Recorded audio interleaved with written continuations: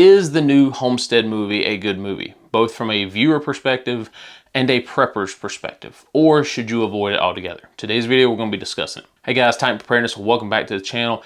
As I said in the intro, today's video we're discussing the new Homestead movie that came out in late 2024. There are probably going to be some spoilers in this video. If you haven't already seen the movie, you might want to skip this one. If you have seen the movie, maybe we'll agree, maybe we'll disagree. So there's two different descriptions about what this movie is about, and then I'll kind of give my synopsis of the movie, break down a couple of the scenes, and then we'll discuss the pros and the cons in my perspective, both viewer perspective and prepper perspective. So the first description is from Angel Studios, and it says, amidst chaos, an ex-Green Beret joins a prepper compound.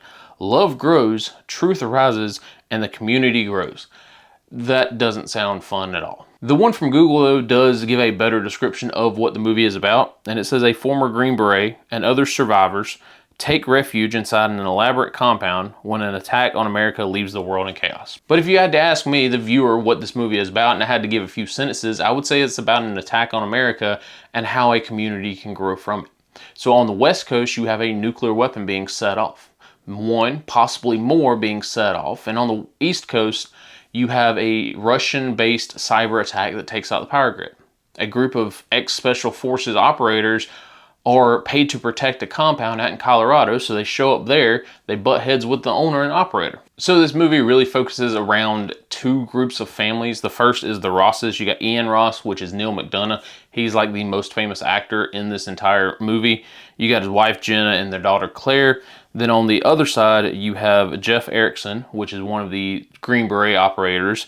You've got his wife Tara, the son Abe, the youngest son Leaf, and Georgie, who is an adopted daughter with some sort of abilities. So basically the attack happens out in California. It's on the news. They're thinking, oh my gosh, everyone kind of starts finding out about it. And they said, we need to get to the Rosses, right? We need to go out to this space down in Colorado and we need to take over.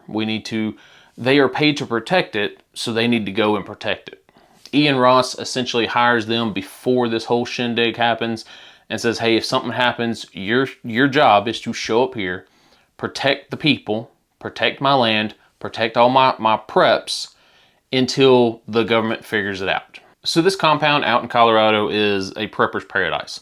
It is a massive compound. You got multiple houses, you got orchards, you got farm animals. The Ian guy, he's got multiple years of food stocked up, and the plan is to ride out any sort of bad situation here on that property. So when the mercenary group, I will call them the Special Forces guys, arrive at the compound, it's like 15-20 minutes into this movie, that's when the drama starts. I won't say the action starts because this movie is not very action-packed, but that's when the drama starts because that's where the power struggle starts to happen. Initially, when the mercenary group arrives, they're trying to run it like a military compound because it's supposed to be a military compound. It's supposed to be a compound to protect the family members, the food, the property. And then Ian has an idea of how he wants to run it, which is completely different. And then the wives of both husbands, they want to sing Kumbaya at the gates. They want to pass out food. They want to give out to the homeless, right? So I will say for me, this movie is broken up into two parts. You've got before the shot happens and after the shot happens. The son, Abe, ends up having to shoot a neighbor who is not necessarily even on the property. He's just kind of there, aiming a weapon at the compound. So Abe takes a shot, and that is like the breaking point in the movie. Because of that, you go from military operations to more church operations.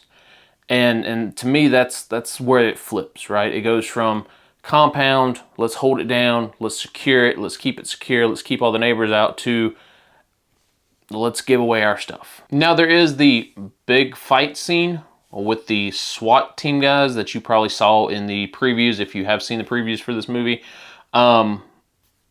If you saw the previews, you've basically seen the entire fight. Let's talk about the pros and the cons. Let's start off with the pros. Even though this is a religious-based company and a religious-based movie, it is not heavily handed in religion. Again, the last 30-35 minutes of the movie, yes, they do focus more on the church. They do focus more on bringing God's leadership, praise in all that they do type thing, but it's not like in your face. Like I've watched movies that are, hey, hammered down in your face, this is a church sermon. This movie, not so much. The second pro is that this is a film that could probably be played in a church. I know for the church I used to go to, we watched Fireproof, Courageous, you know, all these church-based, faith-based movies. And one thing about them is there's no blood, no cussing, no gore, no guts, right? And so this movie is along the lines of that. Somebody does say BS, literally the initials, this is BS. And somebody says the word crap. Oh my gosh, right? The shootings that happen in this movie, I've seen more gore from a bloody nose than I have this movie, right? Somebody gets shot and there's like that much bit of blood. Another pro that I like both in the movie and the series, the 2-episode series that is currently available, some of their survival stuff that they talk about is good. It's not a lot of it, that much of it, but what they do talk about is good in theory. So in the series, they do mention like acorn bread, making acorns, getting the good acorns to make flour to make bread out of. So that is a survival truth, right? That happens. In the movie itself, they mention using the ovens in the greenhouse to heat up the greenhouse so in the wintertime, nobody freezes, like the food doesn't freeze. A little tidbits of information like that, like it's few and far between, but the stuff in it, true as far as I know. So the fourth pro that I like is that your characters actually deal with struggle. I cannot stand movies, books, TV shows where basically your characters are Supermen. One example is the Going Home series by Angry American. In the book, the main character gets shot in the head and 2 days later, he's good to go. He's walking back home. I hate superhero movies. Movies that aren't superhero based, but yet the main character is a superhero.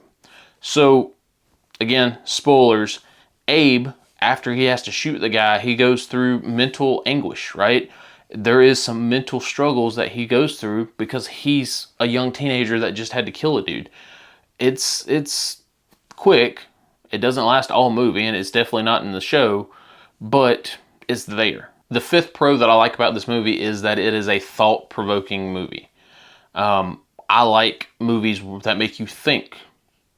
Leave the World Behind, how it ends. Movies like that you sit back and go, huh, what would I do in that situation? And this is one of those movies, much like Leave the World Behind, where you can sit back and you can say, okay, if this happened, how would I react? How would my group react? How would we defend the land? How would we take care of the neighbors? Would we take care of the neighbors? How would we take care of each other? How many people are we bringing to the compound, right? And so it is a good thought-provoking movie. So let's talk about some of the cons that are in the movie Homestead, both from a viewer and a prepper's perspective. Continuity in the movie is meh. So initially, when they are getting to the compound, they swing by a drugstore and they say, hey, we need to go in to get some medicine for one of the kids, right? You got that Special Forces operator, his wife runs inside the store, and it's for one of the kids, it's for the daughter.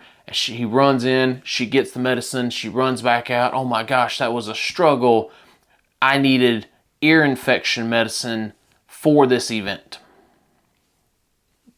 Then you never hear about that ear infection ever again.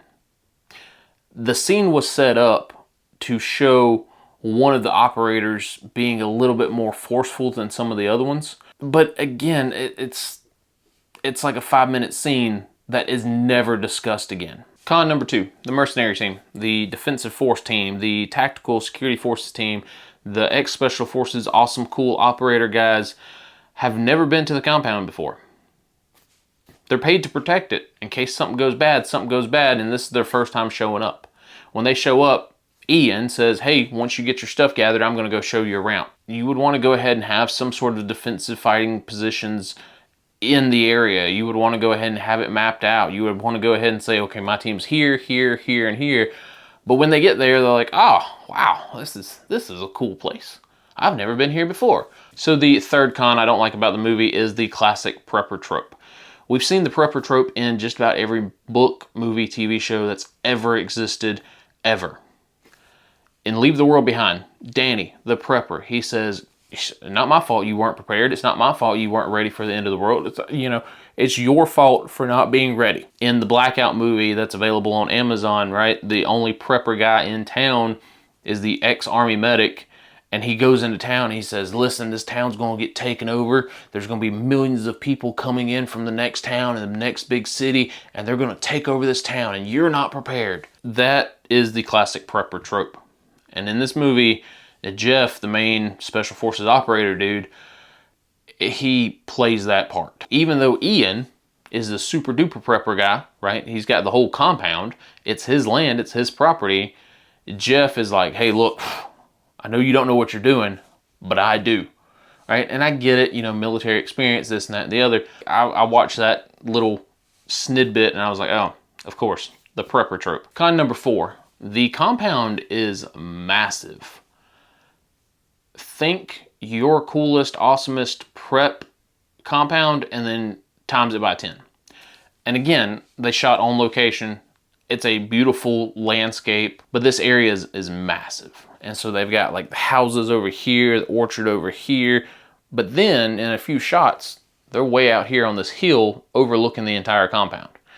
And I understand, like, from a defensive positioning perspective, you do want guys up on the hill making sure bad guys don't get into your compound, but to spread your herd that thin, you're kind of screwed, right? You have to figure out what's important. The house, the food, all of this stuff is important, so keep your guys close, because even though you got a cool guy with a shotgun or a cool guy with a nice hunting rifle, he can only shoot so far. And the 5th con, and I know it's just the movie playing into the movie, is there's too many damn mouths to feed. My gracious. So again, awesome, cool guy compound, right? The idea is that over 100 people show up at this compound. Now again, it's a movie, it's fictitious, but you have to sit here and think, again, this is a thought-provoking movie, is it worth it to have that many people? Because at one point in time, Neil McDonald's character says, "Yeah, I got 50 shooters, and then I got another 40 people coming." And the Special Forces guy says, "Well, dude, I've already got like 5 people here, and I got another 15 coming." So there's over 100 people planning on showing up at this compound. Well, how many people did you prepare for? How many people did you get ready for? And then to turn around, they open up the floodgates at the end of the movie, and they bring in another 50 to 100 people. So overall, what do I think about this movie? Is it a good movie? Yeah, it's like a C. It's not a big budget movie. There's not a lot of action in it. There's a lot of side quest in this movie. There's a little love triangle going on, or a love duo going on between the 2 kids. Characters are introduced just to disappear. Like the youngest son, Leaf, you never see him in the movie, even though he's in the car and he's on the compound. He disappears. It's like a C+ movie. It's good as far as the filming and the editing and the movement of the movie, but there's a lot of subplots that honestly I could care less about. It is a big commercial for the series. The series is supposed to be a multi-part series. Right now there's 2 episodes up on the Angel Studios app. So if you watch the movie, then it flows into the series. I think it's an okay movie. I think it's an okay prepper movie. It's an okay thought-provoking experiment, but it's not one of those like top 10 favorite movies of all time. It's one of those that's like, okay, we'll talk about it, we'll discuss it, and then it'll never get brought up again. Let me know what you guys think, and let me know what you guys would do in that situation. Are you going to let people into your compound? Or are you not going to let people into your compound? That's all I got for today's video. Y'all stay safe out there.